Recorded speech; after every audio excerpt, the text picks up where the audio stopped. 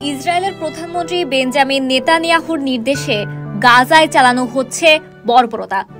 গত প্রায় এক বছরে ফিলিস্তিনে 10,000-এর বেশি বাড়ি বোমা হামলায় ধ্বংসস্তূপে পরিণত হয়েছে। নিহতের সংখ্যা 40,000-এর বেশি, যার মধ্যে বেশিরভাগই নারী ও শিশু।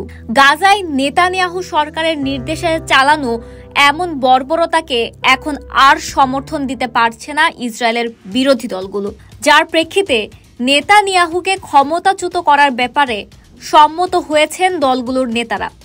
গাজা যুদ্ধের জেরে প্রধানমন্ত্রী বেনিয়ামিন নেতানিয়াহুর সরকারকে অপসারণের বিষয়ে আলোচনার জন্য বিরোধী দলগুলোর নেতাদের জরুরি বৈঠক ডাকার আহ্বান জানিয়েছেন ডেমোক্রেটের চেয়ারম্যান ইয়ার গোলান। গোলান সামাজিক যোগাযোগ মাধ্যম এক্স অ্যাকাউন্টে পোস্ট করা এক বার্তায় বলেছেন, আজ আমি বিরোধী দলে থাকা আমার সমস্ত বন্ধুদের কাছে একটি স্পষ্ট আহ্বান জানাতে এসেছি। আসুন একটি নতুন পথের যাত্রা করি। ইসরায়েল একটি জরুরি অবস্থার মধ্যে রয়েছে। রাজনৈতিক নিরাপত্তার দিক থেকে অর্থনৈতিকভাবে, সামাজিকভাবে এবং সাংবিধানিকভাবে ভেঙে পড়েছে। আমাদের চারপাশে সবকিছু ভেঙে পড়েছে। আমাদের অবশ্যই সমন্বিত, নিয়মতান্ত্রিক এবং ধারাবাহিকভাবে কাজ করতে হবে। গোলান বিরোধী দলের নেতাদের প্রতি তার বার্তায় আরও বলেছেন, আমরা একটি যুদ্ধের মধ্যে আছি।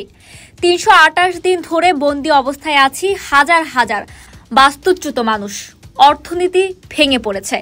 রিজার্ভ অফিসার ও সৈন্যরা টানেলের শেষে কোনো আলো না দেখেও দীর্ঘ সময় ধরে লড়াই করছে। সরকারের প্রতি জনগণের আস্থার সম্পূর্ণ অভাব দেখা দিয়েছে। শুধুমাত্র রাজনৈতিক বিবেচনার ভিত্তিতে নেওয়া সিদ্ধান্তগুলো আমাদের সকলকে এই অবস্থানে আসতে বাধ্য করেছে। গোলানের বিবৃতি ও বার্তার প্রতিক্রিয়ায় ইসরায়েলি বিরোধী নেতা ইয়ার লেপিড এক্সে লিখেছেন, দেশকে ধ্বংসকারী বিপর্যয়কর সরকারকে উৎখাত না করা পর্যন্ত আমরা পর্দার সামনে এবং পেছনে বিরোধী দলের সকল অংশের কাজ চালিয়ে যাব।